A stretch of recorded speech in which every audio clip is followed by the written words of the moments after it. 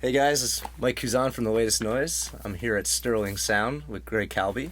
How you doing, Greg? Mike, it's a pleasure, and just fire away whenever you're ready. I tend to overtalk, so and through the miracle of editing, you can just get rid of 90% of what I say, and maybe have 10% of something you can use. Cool. Well, if you don't know who Greg is, Greg's a mastering engineer for how many years now? Scary, but I think I've been mastering now for 45 years. 45 years? Going on 46. Wow. And I think we figured it's somewhere about 8,000 records, in the vicinity of 8,000, 7,500 to 8,000. Can I name a couple to start? Sure. We got Young Americans. We got Born to Run. Yep. Walls and Bridges by John Lennon. Yeah. Deeper Understanding. The National. Everything Now. Graceland. American Utopia. I mean, just go to the website and look at the list. There's some crazy good albums on your resume. It's been a long road, and I've been lucky to have been started a career in a place that was really, really busy, Record Plant Studios in New York, and got kind of launched into be able to work with very little experience on some really records that turned out to be classic records. Mm-hmm. You know, that people visited in the 80s, 90s into a current period. You know, so it was luck, and it really was a lot of hours and a lot of hard work, and going back to the early days with the vinyl days, which we can discuss as you wish. Sure. Yeah. Well, you want to start there? Like, what got you into mastering and even the first? Well, when I started, I got out of school. I got an undergraduate degree at Fordham, and then I took a year off and then went up to UMass and got a graduate degree it was really in broadcast journalism with more of a political bent. It was the Vietnam era. So I kind of really wanted to do radio documentary or film documentary, but I wasn't sure which. But radio was kind of my entry point because I just loved radio, and coming from the '60s and FM radio and all the great talk jocks that there were in those years. That's where I was. But I was also playing a lot of guitar in those years, and I love music, but I didn't know anything about recording. It didn't even occur to me to get involved in anything involving recording, and I went to a party one night, and one of my friends was dating a guy who had worked at a studio, and the studio was Record Plant Studios in New York, and I was like so into like what that would be like to work there. And when I spoke to him, and he mentioned some of the people that worked there, John and Yoko were one of them, and I was like, it was mind-boggling to me to meet somebody who was actually in recording, because I've been such a music person my whole life. And I said to him at that time, I was just selling shoes. Lady shoes, actually, in Flushing, which I had done during my college years, and looking for a job. So I said, listen, if anything ever comes up, you ever need anybody, I'll take a role, just call me. So about a month later, he hired the other friend of mine who was at that party, and then about 2 or 3 weeks after that, my friend called me and said, oh, Richie can use another guy, do you know how to drive a truck? Which I did, because I did construction work in college. All this led to being able to drive a recording truck down to Duke University in North Carolina, and the very first show that I was at was Yes was the band, and Close to the Edge was the album. And this is like super classic rock. Mm-hmm. I'm coming from knowing nothing to being on stage next to Rick Wakeman while he's playing with Yes. And it was just absolutely unbelievable. And I got back from that gig and I said, anytime you guys need somebody, I'll show up. And the calls started to come in every couple of weekends. We're doing this, we're doing that, and I guess one of the funniest ones was Nixon's inauguration in 1973. We went to Washington, D.C. So I was doing that, and I got into the studio. Once I got into the remote truck, and then the studio that was attached to it, it was kind of a social network of basically a lot of pot smokers who love music, and I kind of fit right into that. And before you know it, they offered me a job in the studio just to be like a helper. They used to call the general, and the general basically cleaned up the studios, made sure all the microphones were in order, make sure that everything was organized for the session coming in, go get food, whatever. Right. So I had a graduate degree, and I'm basically a gopher. Mm-hmm. But I didn't care because it was fun. And after a certain amount of time, something opened up in the cutting room, which in those years you have to understand that for people to listen to their mixes, you had to cut an acetate for them to bring home on their turntable. It was kind of before cassettes were used at all, as far as the recording process. I think they were just beginning to be listened to, but it was not something where you took a cassette home. So the mixes would come up from the studio. My friend and I would have to basically transpose those onto an acetate so they could listen at home. So that was how I cut my teeth. I was like helping my friend do that, and then I would do that myself. Okay. And then as I got to know the guys in the studio, they would come up with their mixes, and they would ask me questions about whether I liked certain things about the mix. Now, I'm no experience whatsoever except listening to music my whole life, from age 5. Something about the way I communicated with them clicked. So they started to use me more than my friend Tom in terms of like running ideas past me. Do you think the drums are too loud? Do you think the cymbals are too hot? Can you get this over to the disc okay? So I kind of learned mastering from all these mixing guys, but not from anybody who was mastering. And we used to call it cutting in those years. We didn't call it mastering. Okay. It's a cutting engineer, Greg Calbi. Literally cutting. Master Cutting Room was the name of the company. It was the Master Cutting Room. So this was kind of like my entry point. And again, because the stuff that came into the studio, this is like the David Bowie, The Young Americans, for example, or Three Dog Nights, Some Kind of Wonderful was another one that we did up there early on. Eric Carmen, All by Myself, which is my first platinum record that I worked on. These are all things that got generated from the studio. I didn't have a reputation where people called me up, but then little by little, people would roll over there because they saw my name on a record, and they would kind of give me a try. So it was just very fortunate, and the hours at that point were crushing. I was married to my ex-wife at that point. I was working night shift, worked till 2 or 3 in the morning, Times Square, 1974. Oh, wow. Pretty dodgy, taking the subway home back to Queens. It was, when I think of the hours that were spent, it was difficult, but it was hard to describe. It was so engaging and so much fun, and the camaraderie amongst all the engineers was kind of like a college. It was like being in college again in that way, in a personal way, And a lot of those clients became long-term clients, and one of them was Jimmy Iovine. Jimmy Iovine was an assistant when I was an assistant, and he used to run his mixes past me when I was cutting. Subsequently, after that, when he became a producer, I ended up working Patti Smith Easter album, The Motors, Tom Petty and the Heartbreakers, to Hard Promises, and Damn the Torpedoes. I mean, albums that have lived for years and years, all a result of personal contact that we had as we were all growing up. And then Lennon and Yoko were in the studio all the time. They used it as their kind of like a clubhouse or experimental place and rehearsal space. Wow. So I got to work on the John Lennon albums because he was there, and his mixes would come up late in the day. I'd be ready to go home if I was working the day shift, about 7 o'clock. I get a call and say, we just finished another mix on, it could have been Number 9 Dream, John Lennon, Number 9 Dream, and it'd be, oh my God, another mix. When are they going to finish this album? And then I moved those over. And then at one point, when we did the album, John would come up and we'd listen together, and, he would throw some ideas around, generally about vocals. But it's amazing to me, having 2 years experience or 3 years experience, and I'm talking to one of the guys that was in the Beatles. I mean, it was mind-boggling.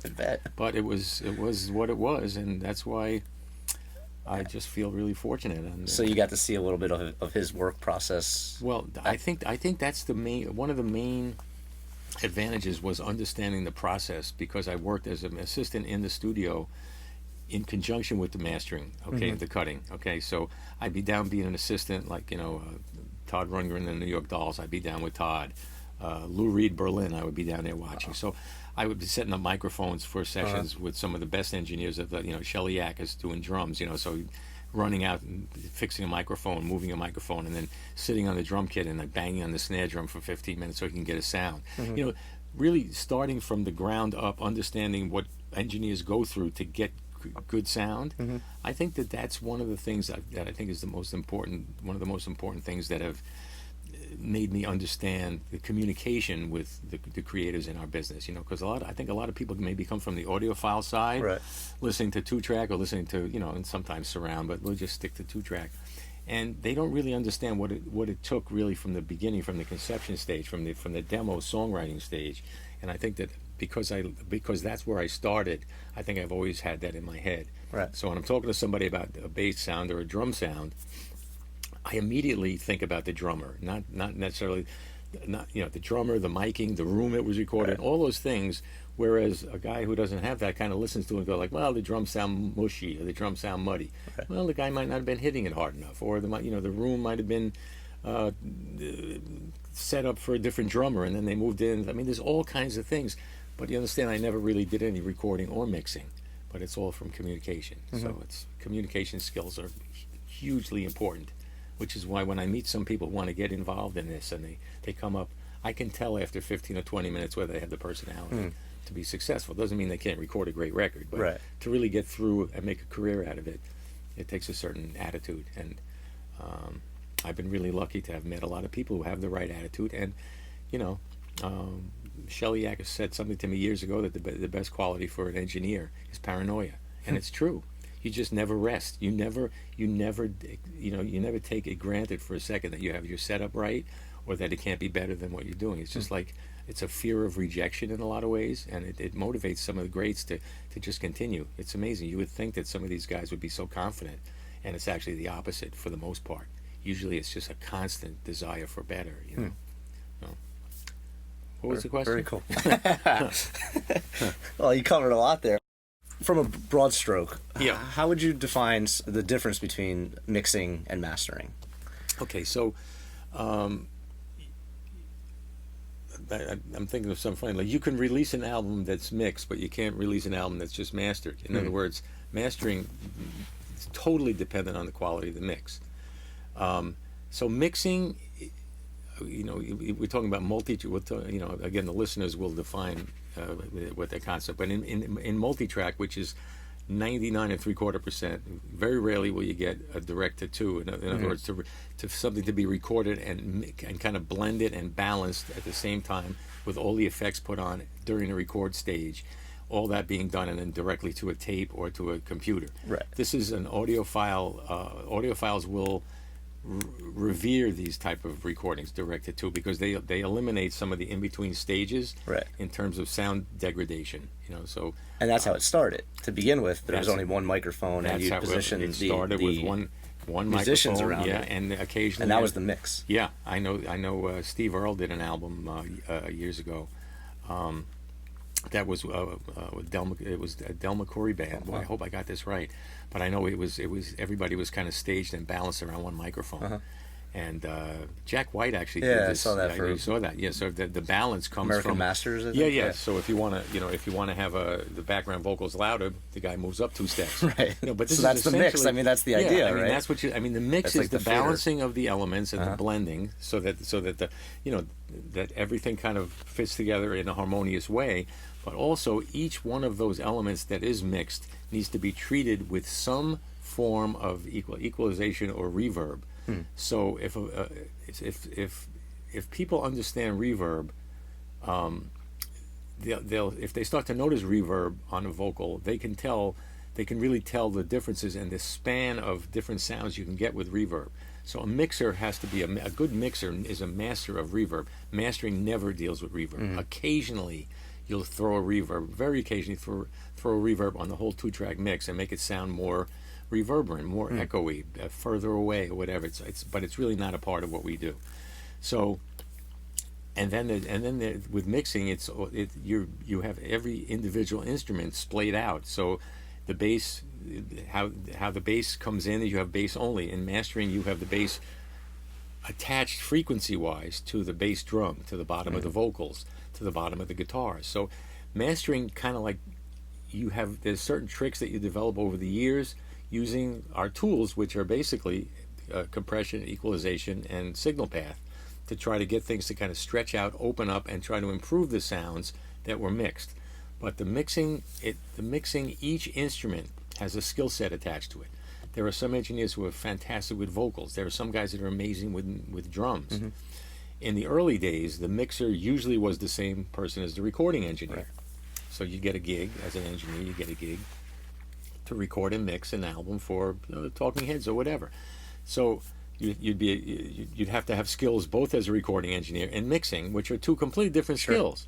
It started, I'd say, maybe towards the early 80s into the middle 80s, where mixers became a little bit more specialized. And now you have a situation very where there are still many guys that can do a good job at both, but there are some people who make their living as recording engineers and get very used to other people mixing their stuff. And there are some mixers who never go in the studio ever, and just just get the recorded tracks, the multi tracks, and and start to dig in and start to figure out. Then there's another level of mixer, engineer, producers who not only mix but they add instruments. Like my friend Peter Cadis is like this. Peter's a great recording engineer.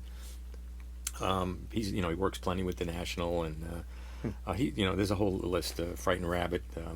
I mean, I wouldn't do him justice just from memory. But Peter, in the mix, will listen to something and go like, you know what? If there's a little guitar part here that would help the mix, I can add it. And he's got a studio that's got every kind of instrument. And Peter will hand back. He did this to a buddy of mine from Italy recently, where he added a whole bunch of tracks and just enhanced it so much. So this, then you go from attaching the musician side to the recording engineer side, to the mixer side, and believe it or not, a guy like him can actually master also while he's mixing. Very few of these guys can do that, which takes a certain amount of commitment.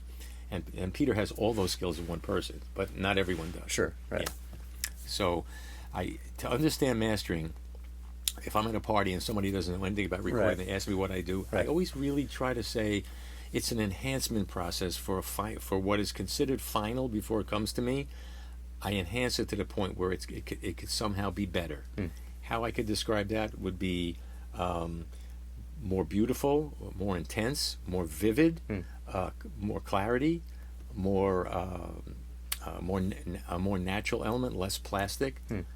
There's all kinds of different adjectives that I could use to describe mastering, but essentially something's like more finished. And I think everybody has had experiences with Photoshop, and if you think of it as Photoshop for sound, that's kind of what it is.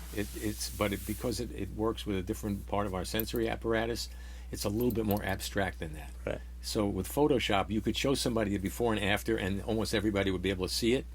But with mastering, you could play before and after, and you would find many people that would think it sounded the same. Interesting. Yeah, and that includes musicians. Huh.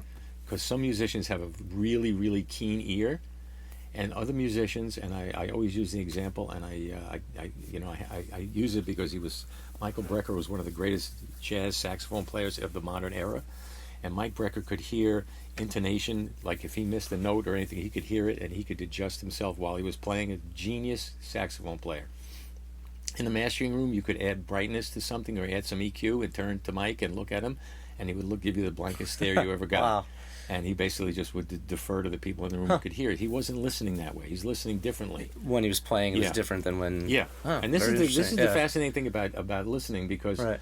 or listening or hearing, because for example, the recording engineer will play me something, and we'll go through the whole song, and he'll say, "Did you hear the punch in at a certain point on the chorus, whatever?" And I go, "No, I wasn't listening for that." And then he'll go back and a punch in is when you insert a different performance into a performance so that you can correct either a vocal problem or make a more emotional vocal. So I'm trying to describe it to the listeners. So we will then go back. I'll say, "Listen and see if you hear the punch," and then you'll listen to it, and all of a sudden I'll hear the vocal, and the vocal will change in timbre just a little bit, and I go like, "Wow, what would you do?" And he says, "Well, the first one was recorded like a week before the second one, and the second one, she had a cold that day, and it was a little different, but the performance was better."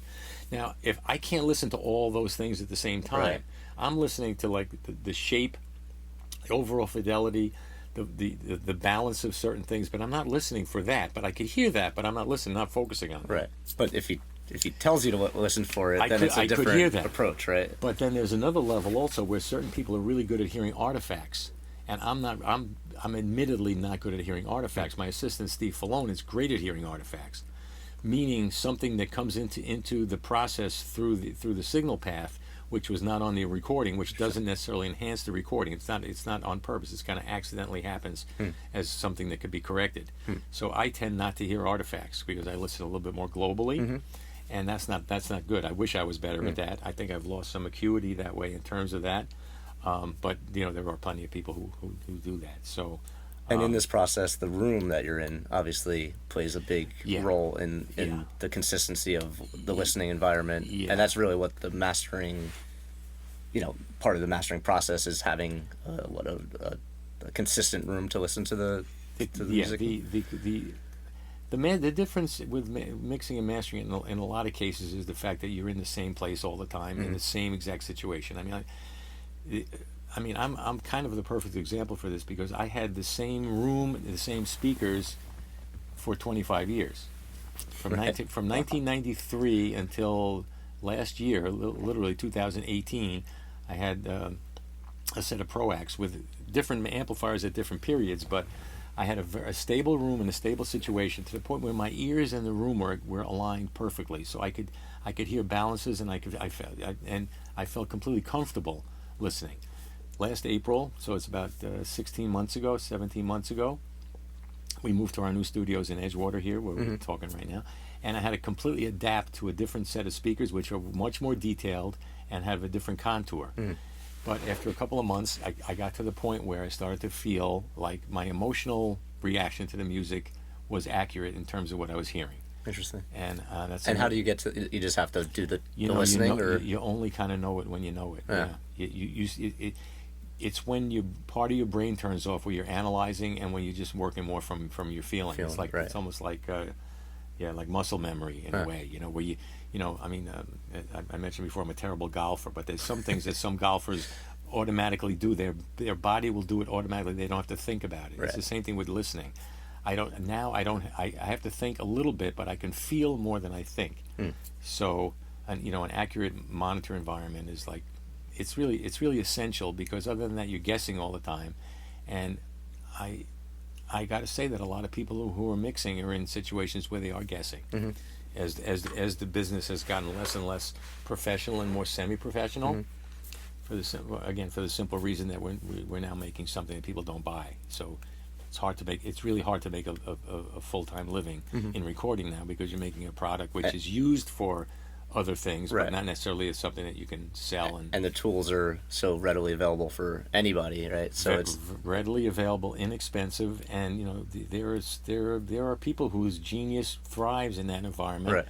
And there are other people who have no genius who are able to very inexpensively make records and put them out there.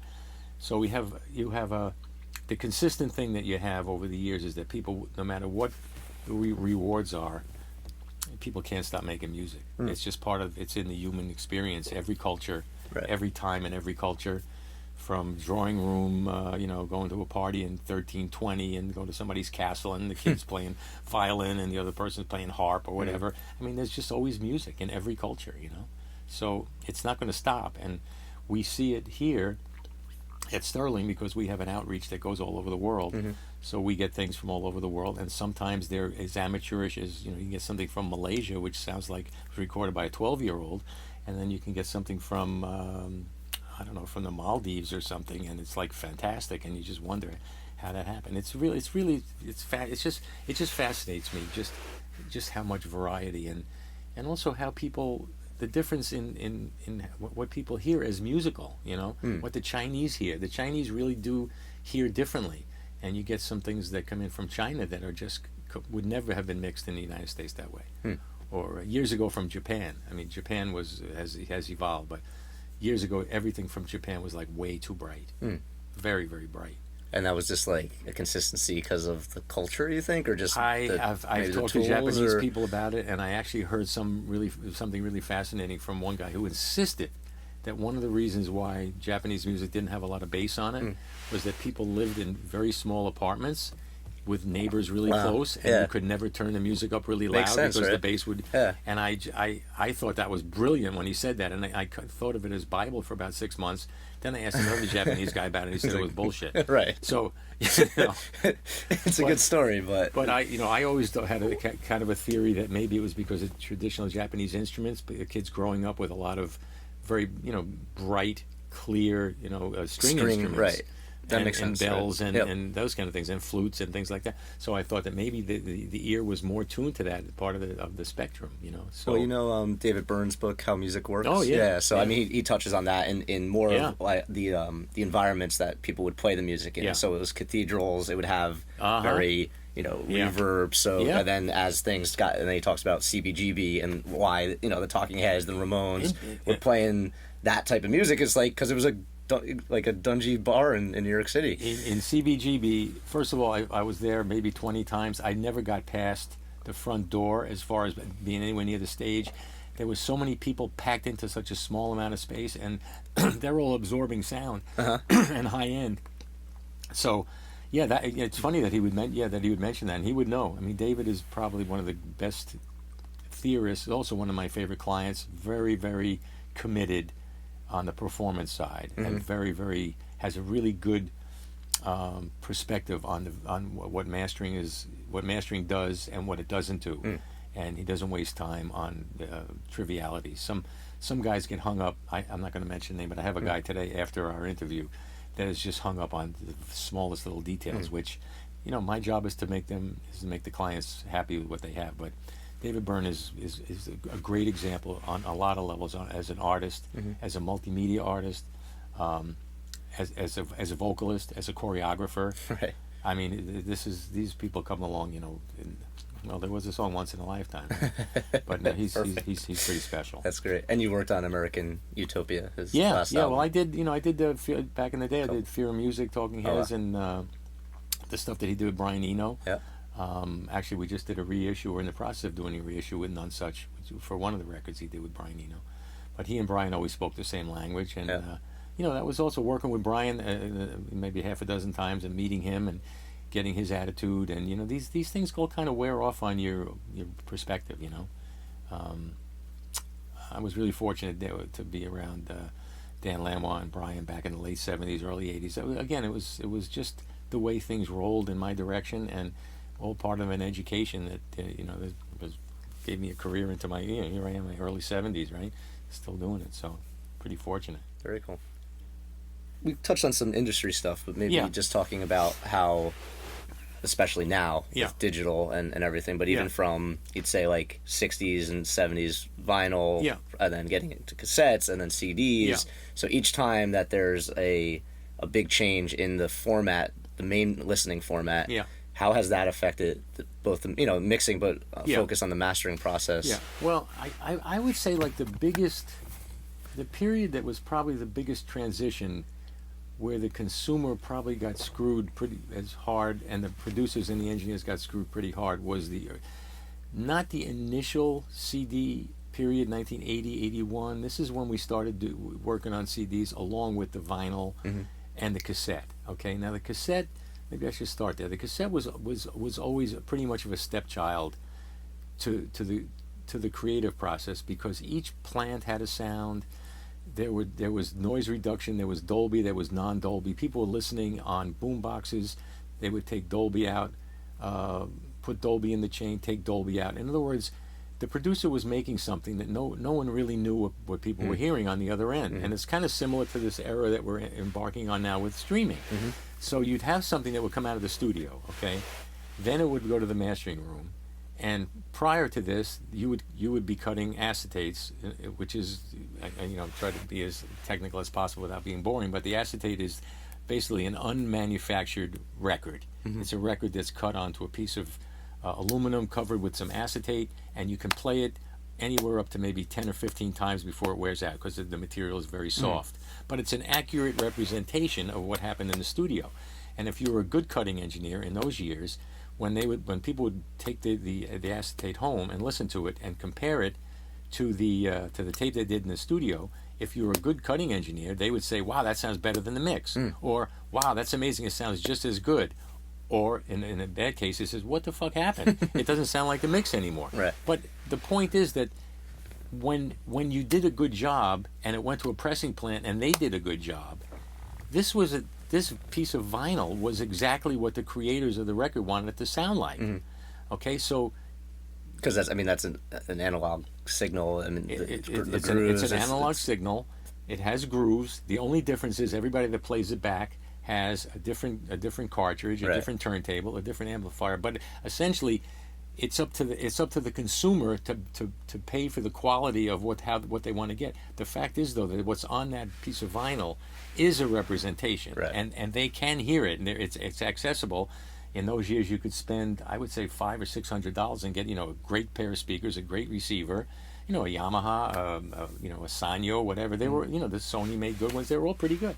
Okay, then you throw the cassette in on top as the next level. Now people they're buying cassettes. These cassettes are manufactured in different places. They all sound sometimes vastly different. Sometimes the speed is incorrect. Sometimes the speed is wobbly. They could be super muddy. The quality control was very spotty because at different plants at different times, the record companies now are making albums and they're making cassettes. Then the cassette is kind of like the stepchild. You're listening to it basically in the car. So now you're getting to a point where, okay, well, what actually was the creatives? What did they actually come up with? So we still have the vinyl, right? Now the CD comes in. We're still mastering. This is 1981. Let's say 81 to 83, 84. This is all approximate. My memory is not. I'm not like a genius memory, but so now you have the right. CD comes in. The early. We're good? Yeah. The CD comes in. We're in the early stages of converters, right? So we're converting an analog signal, which is being cut for the vinyl, and this is now just being taken onto a digital tape. Okay. That converter, it was in those years a Sony 1610, was not a good converter, but it was digital. And the thing that it didn't have, which everybody was totally in love with, was it didn't have any surface noise. It didn't have any clicks or pops, and it was very stark. Okay, but it was close to what the record was supposed to sound like, but it wasn't necessarily enhanced for digital because we used to do all these masters at the same time. You'd be able to do a cut and a copy for cassette and a CD master all at the same time. Okay. So, and the converter was not that good. Okay, so now you get a period where the studio people are using analog tape. Now they're converting from analog tape and they're starting to use digital tape. And there's something called a DAT, a DAT. Right. And they start using these DATs, and they don't really sound that good because they have the same kind of crappy converters that the original 1610 had. But now there's no analog. In a lot of cases, they're just going to DAT. It's a lot cheaper. So they have the tape and the DAT. So now you're starting to get to the point where, although you have the mixers are listening to the DATs, they're not really. They're kind of hamstrung because it doesn't sound as good as the analog tape anymore. So you have like two things going on at the same time. The point I'm trying to get at is, as opposed to a painter who's putting something on a canvas and that's the art is now constantly shifting, and all these changes in frequencies and in quality affect what the consumer is hearing. And early on, there were people in the audiophile community who were starting to hear these problems. But in terms of the creatives, we had no choice. I mean, analog tape was much more expensive than digital tape, so people started using digital. Also, people were in love with digital because of the portability and the quiet aspect, right? So then I got to say that once we get into this more into the 90s, into the CD era, and the converters get a little bit better, and people are kind of used to it, I think at that point we're kind of in a sweet spot. Then the problems come in, and the problem has to do with competitiveness. Okay, software and hardware and software is starting to be developed to kind of cheat the digital system that keeps the level quieter. Okay, in the early digital, you could not go above a certain volume level, so you basically had all your dynamics. Now we had something at Sterling, which was created by a guy named Chris Muth, where just think of it as an off light. The off light is kind of overridden, so the off light doesn't come on. So the signal now could be put on louder, and when the signal is put on louder, your CD comes out louder. So the whole concept now becomes like, whereas with records, we used to always try to make our records louder because of signal to noise and because of radio play. I'm covering a lot of things at the same time. We can always go back and review. Now the louder CD becomes something which everybody's trying to do. So the CD is not only going to be quiet now, but it's going to be louder. The problem is, to make louder digital, you have to use a certain kind of compression.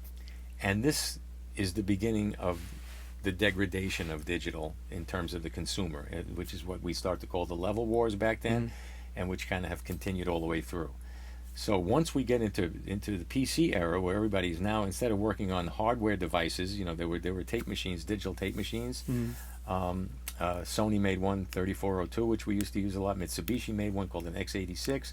People were doing all that. Now, I would say 1990 till 92, 93, there's a conversion now where everybody's now in PC. And once they're in PCs, then people are starting to develop software to be able to make your cutting louder. And this took a long time to develop. By the time we get into the 2000s, Everybody's trying to come up with their ways to make the loudest CD. We can do an entire show on the concept of loud and the concept of dynamics, but so there was a sweet spot. I mean, if ever, it's always funny to go to a yard sale and see somebody's 1985 CD. You know, I got a Clapton one recently. Forgot which one it was. Yeah, I forgot which one, but I brought it in here, and it was so quiet.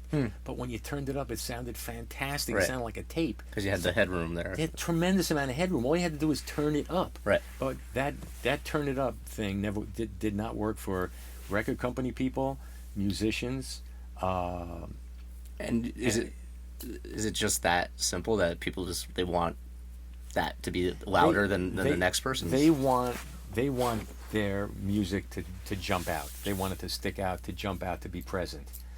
And it's a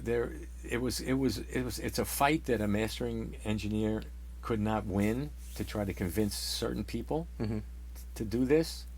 And you really, I mean, or some of the early interviews that I had going back maybe 10 years ago, I was pretty much against this and kind of came out in favor of more dynamics. And but you can't make a living doing this job that way, because there are tricks where you can make something louder and it feels like it has dynamics. And this is why the mastering started to actually become more creative in this era. And the mix started to have less of an impact. I mean, the mix was obviously important in a lot of ways for the character, the personality of it, but the mix itself, the mixer knew that was going to change in the mastering. Oh, interesting. And he would have a mastering guy that would kind of understand his ethics. So he wouldn't be as what's the word? He would know that it was going to change, and he would like welcome a change. And then oh man, there's a word that I'm trying to get.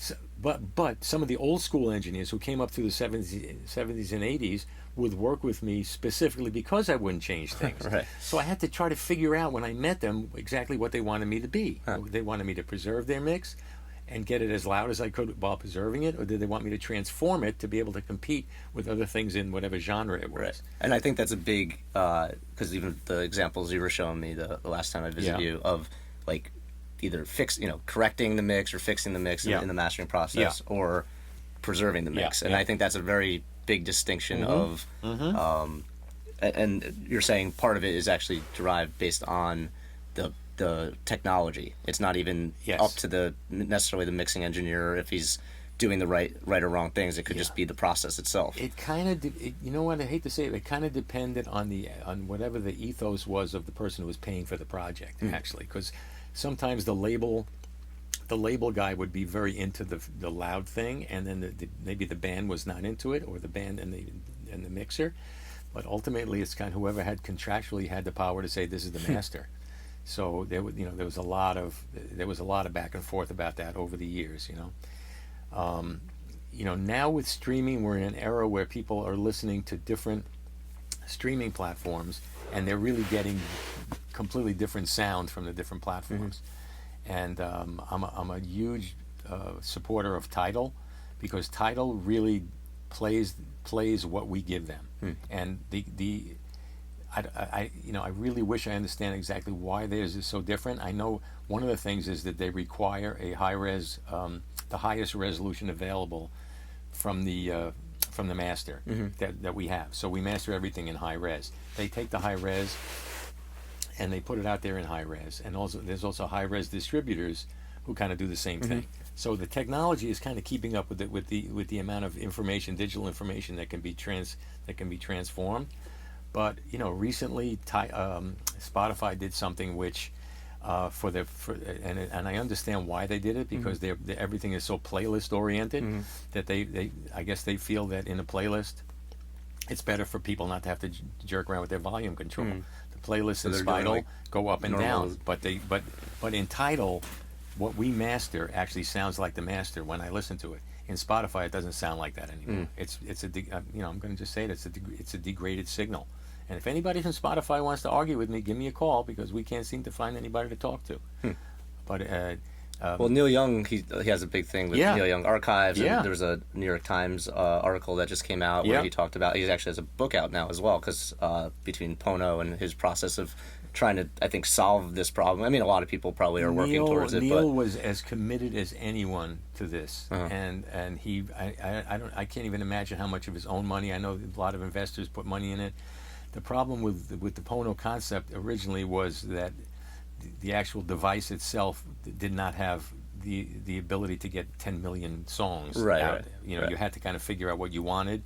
You had to have the tracks and kind of put them into the machine and then walk around with it. So, but Neil is right on the button when it comes to high resolution and dynamics. So the funny thing I'm so happy about it, is that I've been noticing lately with clients that as often as people used to tell me, could you make it louder, I'm now getting people that say, could you make it lower? And this is kind of a new thing. So I'm trying to find a sweet spot to please everyone, because a lot of the clients now I don't have a chance to really communicate with up front.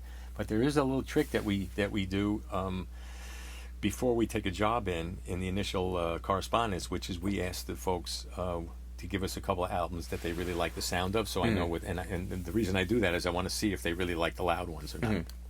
If they really like the loud ones, I can approach the mastering with that in mind, and if they like dynamics, I can approach the mastering with that in mind. do you think it's up to the consumer to like be more educated about that, or like because I feel like when you do have the right setup and the sound and you get to feel that, again, you have to, if you're a music lover, it's probably not as difficult of a sell versus just somebody off the street. But when you can like A/B that, or show them like, this is what it normally sounds like, this is what it could sound like, you'd think they would, you'd want to have that experience more times than not.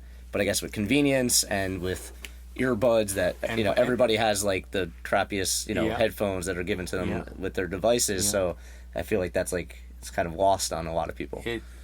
And I don't blame those people. Right. And like I had mentioned before about how everyone listens, I mean, there are people that listen to Sonics, and there are people that listen to content. And also, I mean, some people really don't want to pay for streaming, and they'll listen to advertisements and everything. They don't want to pay what it costs to have 2 cups of coffee a month, for $10 a month.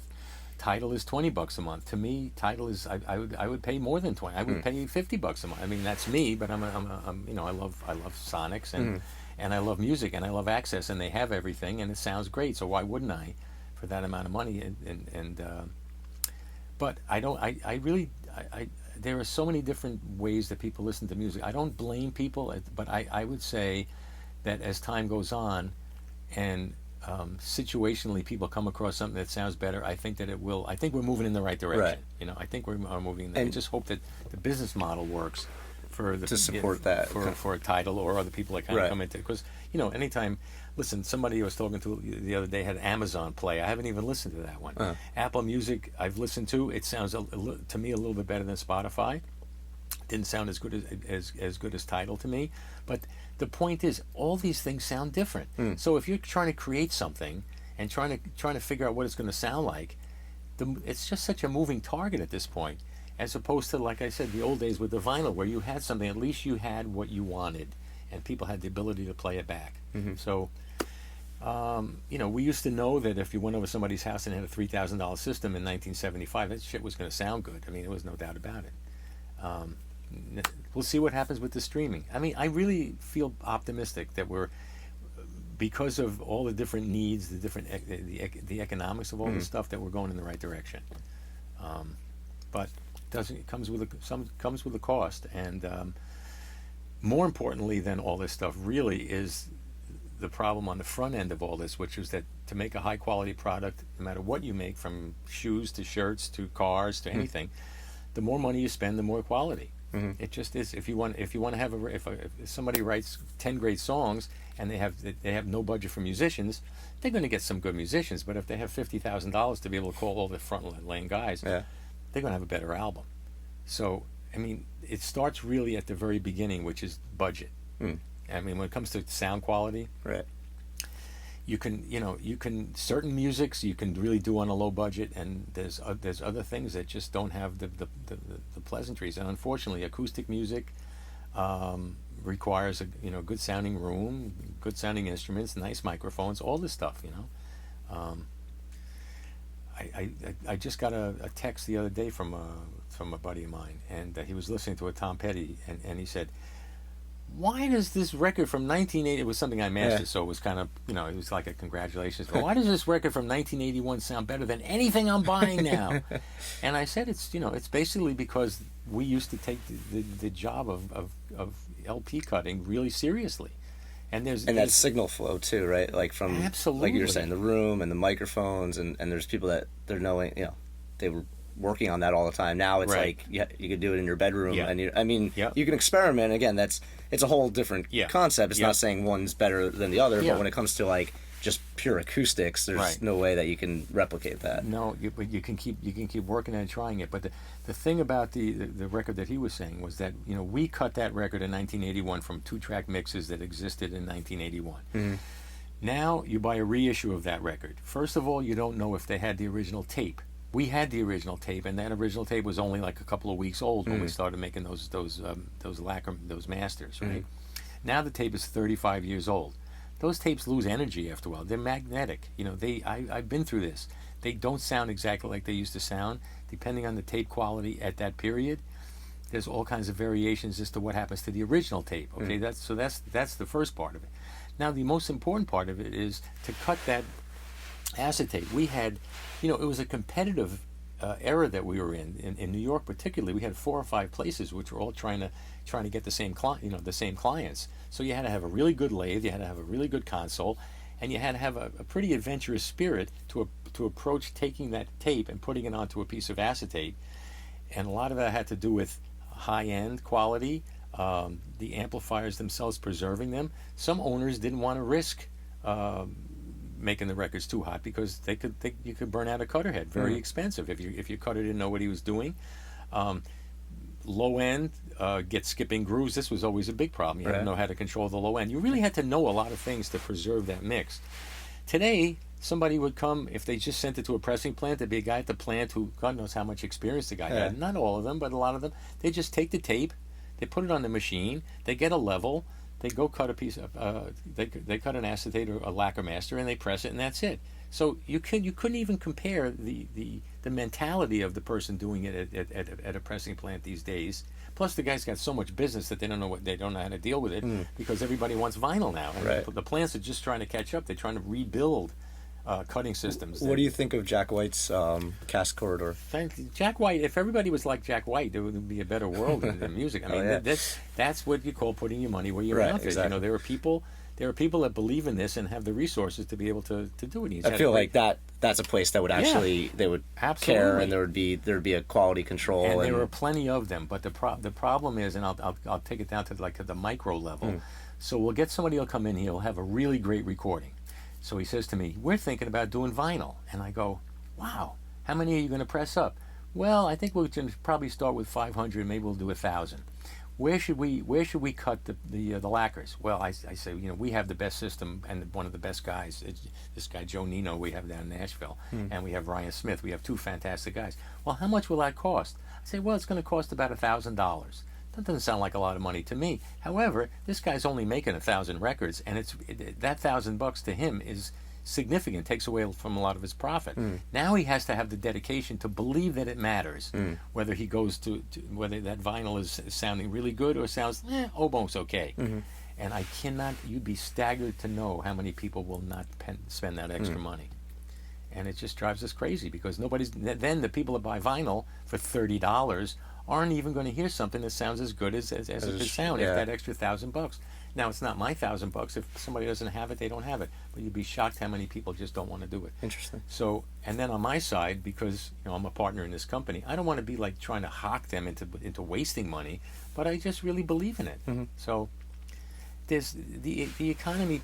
The economy of our business is really, really challenging, and but looking at the vinyl at this point, if you're at a merch table and you have a bunch of CDs sitting there and your thing is streaming, why are people to get your autograph? Why are people buying? Why are you going to buy your CD?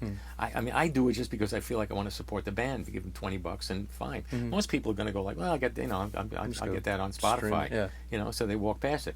Now you have that vinyl there, and somebody has something. They have pictures of the band. they have a tactile object, Right. which we don't get into how it's obvious people love that. Right. Okay, but give them, they're spending $30. Give them something that's the best thing you can possibly give them, so that Sure. when they go home, and man, I've heard some bad vinyl, and I've heard I hate to implicate anybody, but I heard recently a major artist who the CD sounded 1,000 times better than the vinyl. Oh, wow. Yeah, and I just feel comfortable mentioning No, his sure. name. Yeah.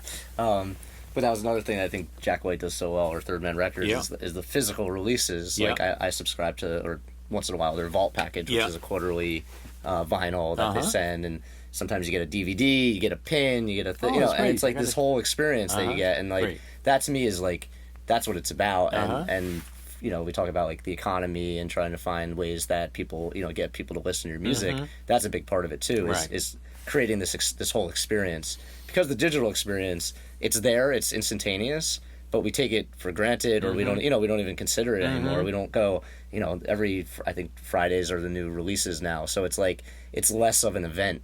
You know, it's not, you know, Sgt. Pepper, I'm sure, when it came out, or even to me, like when an Arcade Fire album comes out or something, it's like I want to like stay up and, you know, and listen to it, you know. Right. And now that everything's just available, it's like it kind of takes away that magic. Well, how about, I love the stories when John Lennon and Paul McCartney would go to a party, and then they would steal somebody's record because that's the only way they were going to be able to listen to it, and then go home and study it, you know. I mean, listen, it used to be, it was a valuable thing. I mean, you know, don't forget, there's really no rock radio in their era at all. I mean, you know, if you're going to hear something at somebody's house, you're not going to hear it again until you go back to the party there the next time. Right. You got to try to remember it. Right. And then maybe you got to order the record, and then you go to the record store, and it's like, oh, that's on order, but I'm not so sure, we got to get a couple. I mean, it's just amazing. And you know, the more difficult something is to get, the more precious it is, right? Right. I mean, it has to do with sex and with music too. You know, it's like, I mean, if something's really available, it's like, all right, whatever. But no, this is really an interesting era right now.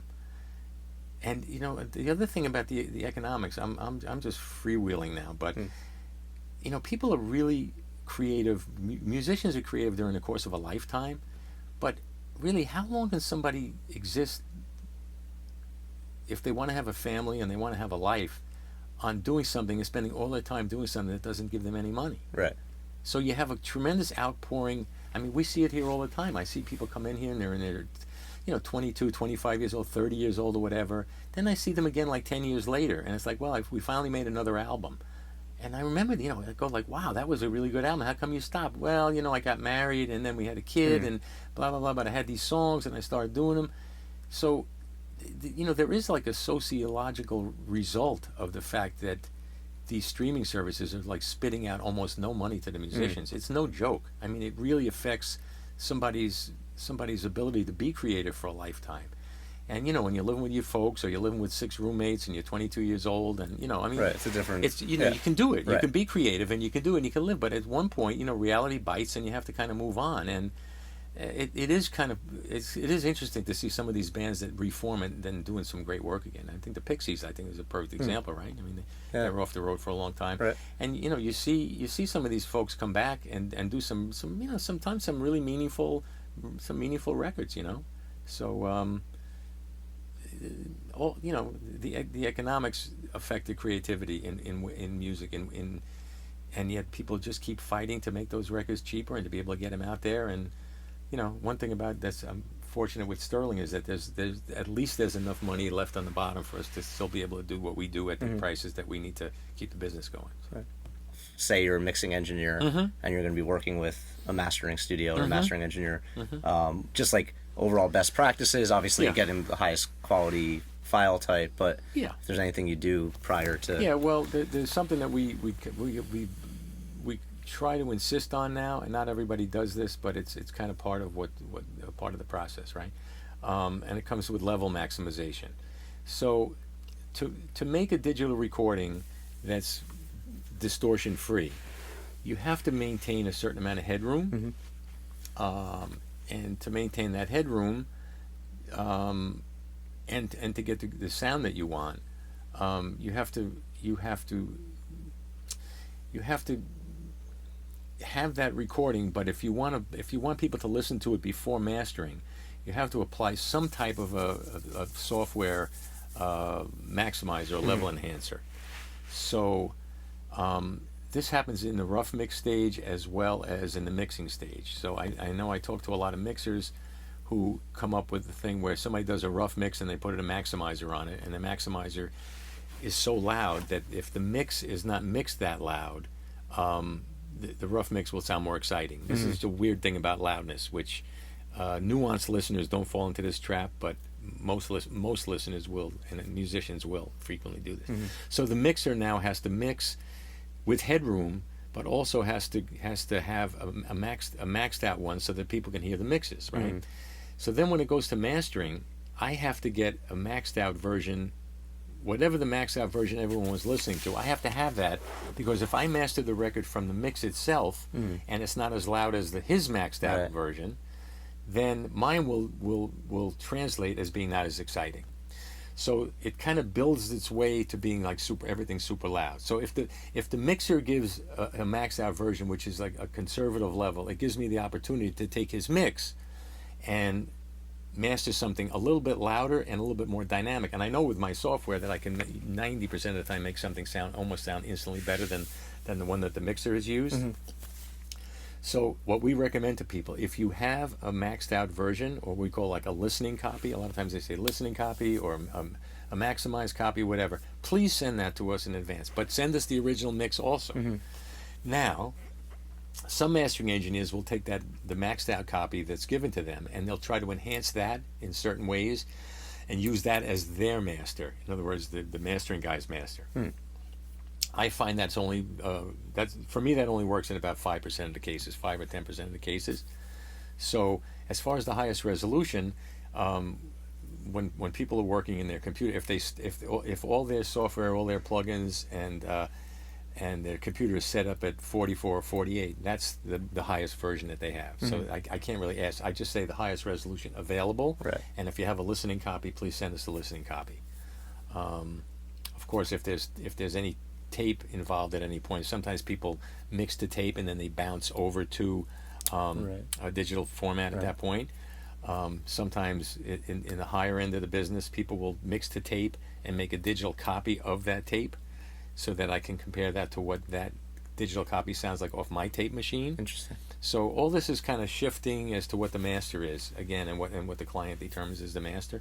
But it really, for anybody, any of your audience who's going to send anything to a mastering engineer, you should always try to send a non-compressed and a compressed version if they're available. Yep. Yeah. Cool. And that's pretty much the only advice I can give on that, along with the highest resolution available.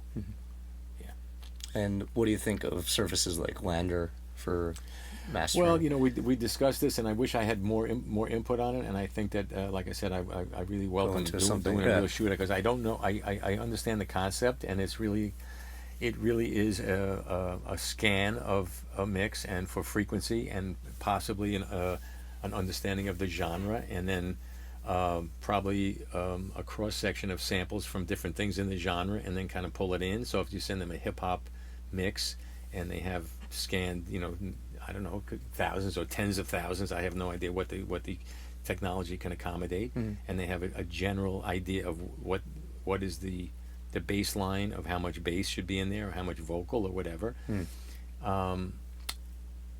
It's just trying to, it's then just retroactive to like matching what is existing.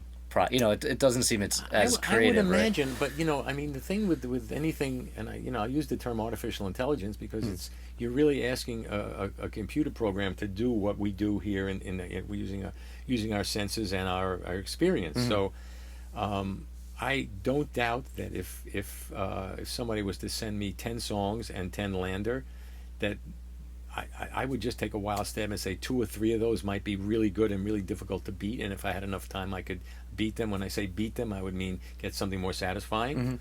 But I might be wrong. So in other words, I'm not really qualified to speak to it.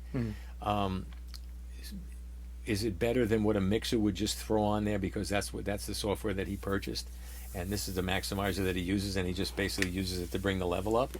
I have certain people that I work with who I have like a preset that I did for Isotope on the Ozone set, and they used the one that I gave them, and it was a very rudimentary one, but it was a starting point, and it's usable. It's something that some mixers are really tuned into, and other mixers are not that attuned into, and I think a lot of that has to do with the relationship that they developed with a mastering engineer. So they know that mastering engineer can be trusted to do something that's going to be a little bit better than anything that they, it's more a matter of trust. Doesn't mean that you could always, succeed at that, but it is interesting, and it's another challenge thrown at us, and the price difference is vast. So, again, if you're, we talked about the $1,000 for the extra vinyl, to come to Sterling is going to cost you an extra $2,000 or $3,000 too. So. Yeah, this all has to be taken very seriously when you run a business like that we run, to make sure that what we're providing is really something that the artists, the creators, feel is worthwhile. Because don't forget, a lot of times the mixer is really the salesperson for us, in terms of he's promoting his mastering person he believes in, but he's not paying for it. Most of the time, he's convincing his client to pay additional, and it's like, well, I mixed it, but you're gonna have to pay even more to make it sound really great. So that's a hard sell sometimes, and it puts the mixer in a very awkward position. If there's a different option, if there's a different option which is either cheaper or more comfortable for as far as personal relationship. So it's pretty complicated that way, but. We keep going. The place is busy, and I think that Sterling, we're fortunate because of the software that was developed for people to work with us from around the world.